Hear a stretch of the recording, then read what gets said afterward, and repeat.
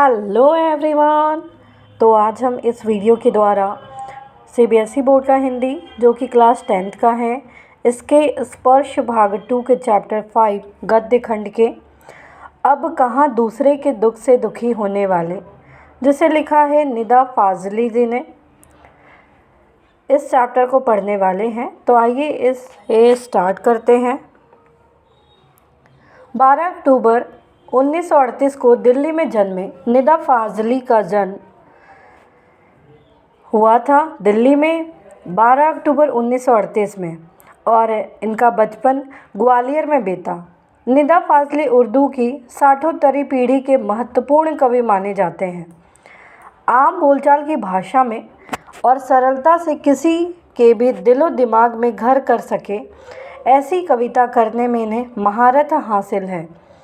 वही निदा फाजली अपनी गद्य रचनाओं में शेर और शायरी पिरोकर बहुत कुछ को थोड़े में कह देने के मामले में अपने किस्म के अकेले ही गद्यकार है कि थोड़ी से पंक्तियों के द्वारा बहुत सारी बातें कह देना, ये इनकी खासियत है। निदा फाजली की लफ्ज़ों का पुल नामक कविता की पहली पुस्तक आई। शायरी की किताब खोया हुआ सा कुछ के लिए 1999 के साहित्य अकादमी पुरस्कार से सम्मानित निदा फाजली की आत्मकथा का पहला भाग दीवारों के बीच और दूसरा दीवारों के पार शीर्षक से प्रकाशित हो चुका है। फिल्म उद्योग से संबंध रहे निदा फाजली का निधन 8 फरवरी 2016 को हुआ। यहाँ तमाशा मेरे आगे किताब में संकलित एक अंश प्रस्तुत है। यहाँ तमाशा मेरे आगे किताब में इसी का एक अंश यहाँ प्रस्तुत किया गया है। कुदरत ने यह धरती उन तमाम जीवधारियों के लिए अता फरमाई थी जिन्हें खुद उसी ने जन्म दिया था, लेकिन हुआ यह कि आदमी नाम के कुदरत के सबसे अजीम करिश्मे ने धीरे धीरे पूरी धरती को ही अपनी जागीर बना लिया और अन्य तमाम जीवधारियों को दरबदर कर दिया। नतीजा यह हुआ कि अन्य जीवधारियों की या तो नस्लें खत्म होती गई या उन्हें अपना ठौर ठिकाना छोड़कर कहीं और जाना पड़ा, या फिर आज भी वे एक आशियाने की तलाश में मारे मारे फिर रहे हैं। यहाँ बताया गया है कि ये जो कुदरत ने ये धरती में रहने वाले छोटे जीवधारी, बड़े जीवधारी, जितने भी जीवधारी है, उसके लिए इस धरती को बनाया गया। कुदरत ने इस धरती को बनाया, लेकिन आदमी नाम के कुदरत के सबसे बड़े करिश्मे ने पूरी धरती को ही अपनी जागीर बना दिया कि पूरी धरती जैसे इंसानों की ही है, और जो छोटे मोटे जीवधारी है, तमाम जीवधारी है, वो दर बदर उनको भटकने के लिए मजबूर कर दिया। या तो उनकी नस्लें ख़त्म हो गई या वे अपने ठौर ठिकाने के लिए कहीं और उनको जाना पड़ा, और कुछ तो ऐसे हैं जिनको अभी भी अपने आशियाने की तलाश में वो मारे मारे फिर रहे हैं। इतना भर हुआ रहा होता तब भी चलो ठीक है, गनीमत होती, लेकिन आदमी नाम के इस जीव की सब कुछ समेट लेने की भूख यही पूरी नहीं हुई। अब वह अन्य प्राणियों को ही नहीं, खुद अपनी जात को भी बेदखल करने से जरा भी परहेज़ नहीं करता। आज इंसान को ही प्रताड़ित करने में पीछे नहीं हट रहा। आलम यह है कि उसे न तो किसी के सुख दुख की चिंता है, न किसी को सहारा या सहयोग देने की मंशा है, इच्छा है। यकीन न आता हो तो इस पाठ को पढ़ जाइए और साथ ही याद कीजिएगा अपने आसपास के लोगों को। बहुत संभव है कि इसे पढ़ते हुए ऐसे बहुत लोग याद आएंगे जो कभी ना कभी किसी न किसी के प्रति वैसा ही बर्ताव करते रहे हों जैसा हम इसमें पढ़ने वाले हैं। अब कहाँ दूसरे के दुख से दुखी होने वाले इंसान अब ऐसे रह ही कहाँ गए हैं जो दूसरों के दुख में दुखी हो। परिस्थितियाँ बदल गई हैं, लोग बदल गए हैं। बाइबल के सोलोमन, जिन्हें कुरान में सुलेमान कहा गया है, ईसा से 1025 वर्ष पूर्व एक बादशाह थे। कहा गया है कि वह केवल मानव जाति के ही राजा नहीं थे, सारे छोटे मोटे या सारे छोटे बड़े पशु पक्षी के भी हाकिम थे। यहाँ सभी के वो राजा थे। वह इन सबकी भाषा भी जानते थे। एक दफ़ा सुलेमान अपने लश्कर के साथ एक रास्ते से गुजर रहे थे। रास्ते में कुछ चींटियों ने घोड़ों की टापों की आवाज़ सुनी तो डर कर एक दूसरे से कहा, आप जल्दी से अपने अपने बिलों में चलो, फौज आ रही है। सुलेमान उनकी बातें सुनकर थोड़ी दूर पर रुक गए और चींटियों से बोले, घबराओ नहीं, सुलेमान को खुदा ने सबका रखवाला बनाया है। मैं किसी के लिए मुसीबत नहीं हूँ, सबके लिए मोहब्बत हूँ। चींटियों ने उनके लिए ईश्वर से दुआ की और सुलेमान अपनी मंजिल की ओर बढ़ गए। तो सुलेमान, बाइबल के सुलेमान, जिन्हें कुरान में सुलेमान कहा गया है, वो 1025 वर्ष पूर्व बादशाह थे और वे सिर्फ मानव जाति के प्रति ही नहीं बल्कि छोटे बड़े जीव जंतु जो पशु पक्षी है वो सबकी रक्षा करते थे। यहाँ तक कि वे एक बार अपने लश्कर यानी सेना के साथ गुजर रहे थे तो चींटियों ने जब उनके घोड़ों की टापों की आवाज़ सुनी तो वे डर गए और वे आपस में बात करने लगे कि चलो यहाँ से बिल में चलो क्योंकि सामने से फ़ौज आ रही है। जब चींटियों की ये बात सुलेमान ने सुनी तो उन्होंने कहा कि घबराओ नहीं, मुझे ईश्वर ने सबका रखवाला बनाया है। मैं इंसानों, जीव जंतुओं, पशु पक्षियों में सबका रखवाला हूँ। मैं किसी के लिए मुसीबत नहीं हूँ बल्कि मैं हर एक के लिए मोहब्बत हूँ। चींटियों ने यह बात सुनकर उनके लिए ईश्वर से दुआ मांगी और सुलेमान आगे बढ़ गए। ऐसी एक घटना का जिक्र सिंधी भाषा के महाकवि शेख अयाज ने अपनी आत्मकथा में किया है। उन्होंने लिखा है, एक दिन उनके पिता कुएं से नहाकर लौटे। माँ ने भोजन परोसा। उन्होंने जैसे ही रोटी का कौर तोड़ा, उनकी नज़र अपनी बाजू पर पड़ी। वहाँ एक काला च्योंटा रेंग रहा था। च्योंटा यानी कीड़ा। वह भोजन छोड़कर उठ खड़े हुए। माँ ने पूछा, क्या बात है, भोजन अच्छा नहीं लगा? शेख अयाज के पिता बोले, नहीं, यह बात नहीं है। मैंने एक घर वाले को बेघर कर दिया है। उस बेघर को कुएं पर उसके घर छोड़ने जा रहा हूँ। मतलब उन्होंने उस कीड़े को उसके घर यानी कुएं के पास ले जाकर छोड़ा। तो वे भी इंसानों के साथ साथ छोटे बड़े जीव जंतुओं के भी हाकिम थे या सबकी मदद करने वाले थे। बाइबल और दूसरे पावन ग्रंथों में नूह नाम के एक पैगंबर का जिक्र मिला है। उनका असली नाम लश्कर था, लेकिन अरब ने उनको नूह के लक़ब से याद किया है। वह इसलिए कि आप सारी उम्र रोते रहे। इसका कारण एक जख्मी कुत्ता था। नूह के सामने एक बार एक घायल कुत्ता गुजरा। नूह ने उसे दुत्कारते हुए कहा, दूर हो जा गंदे कुत्ते। इस्लाम में कुत्तों को गंदा समझा जाता है। कुत्ते ने उनकी दुत्कार सुनकर जवाब दिया, न मैं अपनी मर्ज़ी से कुत्ता हूँ, न तुम अपनी पसंद से इंसान हो। बनाने वाला तो सबका वही एक है। जब तीसरे एग्ज़ाम्पल के द्वारा, हमें उदाहरण के द्वारा बताया गया कि नूह नाम के एक पैगंबर है जिनका असली नाम लश्कर है, या उनको ही नूह के लक़ब से याद भी करते हैं। बताया जाता है कि इनकी उम्र, सारी उम्र रोते हुए गुजरी। क्यों ये रोते रहे? क्योंकि कारण था एक जख्मी कुत्ता। उनके सामने घायल कुत्ता आ गया। नूह ने उसे दुत्कारते हुए कहा कि दूर हो जा यहाँ से गंदे कुत्ते। तो इस बात को सुनकर कुत्ते ने जवाब दिया कि न तो मैं अपनी मर्ज़ी से कुत्ता बना हूँ, न तुम अपनी मर्ज़ी से इंसान बने हो। बनाने वाला तो एक ही है, वो है ईश्वर। तो हम किसी को ऐसे दुत्कार नहीं सकते। मट्टी से मट्टी मिले खो के सभी निशान, किसमें कितना कौन है, कैसे हो पहचान। यहाँ लेखक ये हमें बताना चाहता है कि दुनिया के सभी जीवधारी एक ही ईश्वर की संतान हैं, जो इस धरती पर जन्म लेकर अंततः इसी धरती में ही मिल जाते हैं।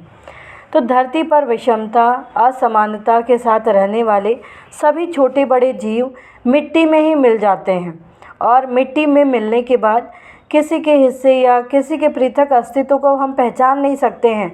एक बार कोई भी चीज़ मिट्टी में मिल गई तो वहाँ पहचाना नहीं जान सकता है कि यहाँ क्या चीज़ मिला है।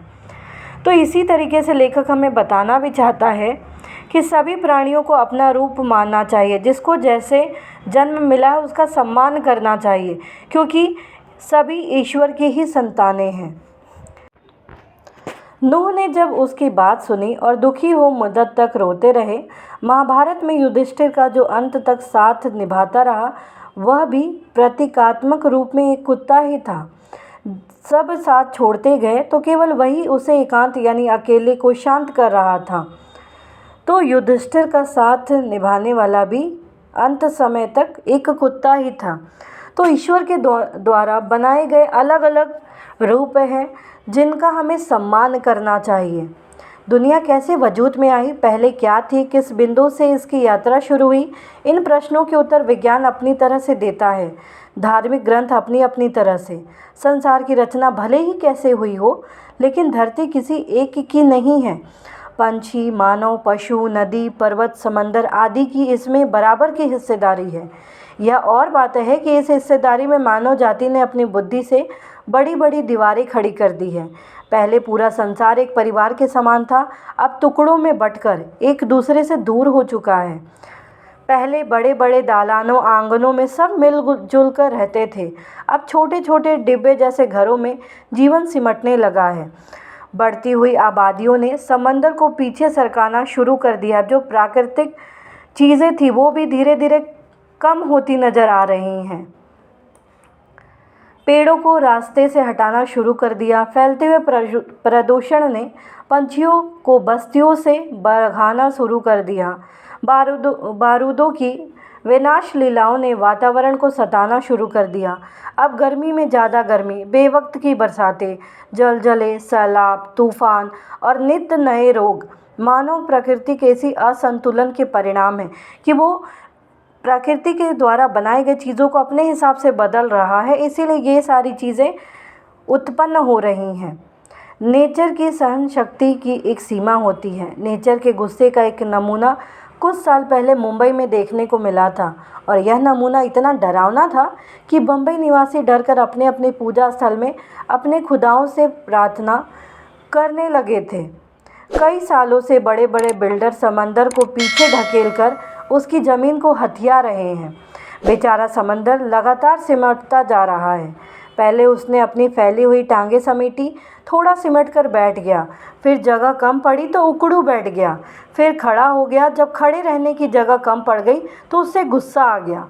जो जितना बड़ा होता है उसे उतना ही कम गुस्सा आता है, परंतु आता है तो रोकना मुश्किल हो जाता है। और यही हुआ। उसने एक रात अपनी लहरों पर दौड़ते हुए 3 जहाज़ों को उठाकर बच्चों की गेंद की तरह 3 दिशाओं में फेंक दिया।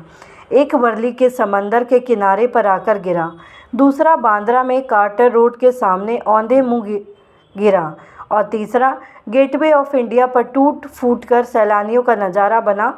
बावजूद कोशिश वे फिर से चलने फिरने के काबिल नहीं हो सके। तो इस तरीके से ये अपना प्रकोप दिखाते हैं। अगर हम प्रकृति के साथ छेड़छाड़ करते हैं, ईश्वर ने उन्हें जिस तरीके से बनाया है, अगर हम उसे उसके रूप से बदलते हैं तो उसका परिणाम भी दुष्कर होता है। मेरी माँ कहती थी, सूरज ढले आंगन के पेड़ों से पत्ते मत तोड़ो, पेड़ रोएंगे। दिया बत्ती के वक्त फूलों को मत तोड़ो, फूल बदुआ देंगे शाम के समय। दरिया पर जाओ तो उसे सलाम किया करो, वह खुश होता है। कबूतरों को मत सताया करो, वे हज़रत मोहम्मद को अजीज़ हैं यानी प्यारे हैं। उन्होंने उन्हें अपनी मज़ार के नीले गुंबद पर घोंसले बनाने की इजाज़त दे रखी है। मुर्गी को परेशान नहीं किया करो, वह मुल्ला जी से पहले मोहल्ले में अजान देकर सबको सवेरे जगाता है। सबका अपना अपना कार्य है, तो किसी को भी परेशान करने का किसी को कोई हक नहीं है। सबकी पूजा एक सी अलग अलग है रीत, मस्जिद आवे मौलवी, कोयल गाए गीत। तो यहाँ पे बताया गया है कि सबकी पूजा एक सी है, तरीका अलग अलग है, रीत अलग अलग है। जिस प्रकार से मौलवी जो होते हैं मस्जिद में आते हैं, उनके लिए वो फेमस है, उसी तरीके से कोयल अपने गीत के लिए फेमस है। तो हर एक रूप ईश्वर के द्वारा जो बनाया गया है वो अलग अलग रूप से उसके कार्य होते हैं। हमें उसको बिगाड़ना नहीं चाहिए या उसमें दखल नहीं देना चाहिए। ग्वालियर में हमारा एक मकान था। उस मकान के दालान में 2 राशनदान थे। उसमें कबूतर के एक जोड़े ने घोंसला बना लिया था। एक बार बिल्ली ने उचक कर 2 में से एक अंडा फोड़ दिया। मेरी माँ ने देखा तो उसे दुख हुआ। उसने स्टूल पर चढ़कर दूसरे अंडे को बचाने की कोशिश की, लेकिन इस कोशिश में दूसरा अंडा उसी के हाथ से गिरकर टूट गया। कबूतर परेशानी में इधर उधर फड़फड़ा रहे थे। उनकी आंखों में दुख देखकर मेरी माँ की आंखों में आंसू आ गए। इस गुनाह को खुदा से मुआफ़ करने के लिए उसने पूरे दिन रोज़ा रखा कि मुझसे गलती हो गई जो उसे मैं बचा नहीं सका। क्यों? क्योंकि बिल्ली ने उचककर एक अंडा तोड़ दिया था, तो माँ को बहुत दुख हुआ। वो उसे बचाने की कोशिश करने लगी, लेकिन कोशिश करने के दौरान दूसरा अंडा भी उसी के हाथ से गिर गया, तो माँ को बहुत दुख हुआ। कबूतर परेशानी में इधर उधर फड़फड़ाने लगा। उनकी आंखों में दुख देखकर माँ के आंखों में भी आंसू आ गए। इस गुनाह के लिए उन्होंने पूरे दिन 1 दिन का रोज़ा रखा। ग्वालियर से बम्बई की दूरी ने संसार को काफ़ी कुछ बदल दिया है। बरसुआ में जहाँ आज मेरा घर है, पहले यहाँ दूर तक जंगल था, पेड़ थे, परिंदे थे और दूसरे जानवर थे। अब यहाँ समंदर के किनारे लंबी चौड़ी बस्ती बन गई है। इस बस्ती ने न जाने कितने परिंदों चरिंदों से उनका घर छीन लिया है। इनमें से कुछ शहर छोड़कर चले गए हैं, जो नहीं जा सके हैं उन्होंने यहाँ वहाँ डेरा डाल लिया है। इनमें से 2 कबूतरों ने मेरे फ्लैट के एक मचान में घोंसला बना लिया है। बच्चे अभी छोटे हैं, उनके खिलाने पिलाने की जिम्मेदारी अभी बड़े कबूतरों की है। वे दिन में कई बार आते जाते हैं, और क्यों ना आए जाए, आखिर उनका भी घर है। लेकिन उनके आने जाने से हमें परेशानी भी होती है। वे कभी किसी चीज़ को गिराकर तोड़ देते हैं, कभी मेरी लाइब्रेरी में घुसकर कबीर या मिर्ज़ा गालिब को सताने लगते हैं।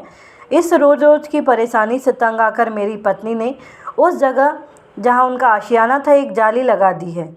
उनके बच्चों को दूसरी जगह कर दिया है। उनके आने की खिड़की को भी बंद किया जाने लगा है। खिड़की के बाहर अब दोनों कबूतर रात भर खामोश और उदास बैठे रहते हैं, मगर अब ना सोलोमन है जो उसकी ज़ुबान को समझकर उनका दुख बांटे, न मेरी माँ है जो इनके दुख में सारी रात नमाज़ों में काटे। तो ऐसे लोग अब आपको कम दिखते हैं जो छोटे बड़े जीव के, पशु पक्षियों के भी समझ सके, उनकी भावनाओं को और उनकी कदर कर सके। नदियाँ सींचे खेत को, तोता कुतरे आम, सूरज ठेकेदार सा सबको बांटे काम।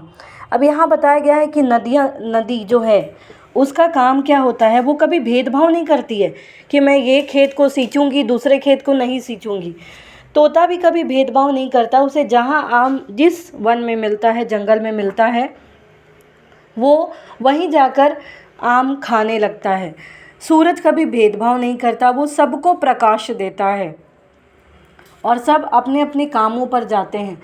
उसी प्रकार से हमें भी हर एक रूप को सम्मान देना चाहिए, हर एक जीव जंतुओं के दुख को समझना चाहिए, नहीं तो वातावरण बदलता जाएगा और ये फिर धीरे धीरे प्रकृति का सर्वनाश हो जाएगा। तो हमें सोलेमन की तरह सभी जीव जंतुओं की देखभाल करनी चाहिए, उनको भी समझना चाहिए और ईश्वर के द्वारा बनाए गए हर रूप का सम्मान करना चाहिए, क्योंकि आज सब कुछ बदल गया है। हम जानते हैं पहले जहाँ समंदर थे, वहाँ दूर दूर घने जंगल थे, वहाँ अब बस्तियाँ बन गई हैं। इन बस्तियों ने अनगिनत परिंदों के जो घर है उनको छीन लिया है।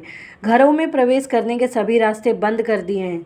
अब ना कोई सोलेमन है, ना नूह है और ना मेरी माँ, जो इन जीव जंतुओं के दुखों को समझकर अपना समझे इनके दुखों को। तो इस प्रकार से हमने देखा इस पाठ में कि जो लेखक है वो मानव के संवेदनहीन होने का संकेत वो दिखा रहे हैं कि मानव कैसे संवेदनहीन हो गया है।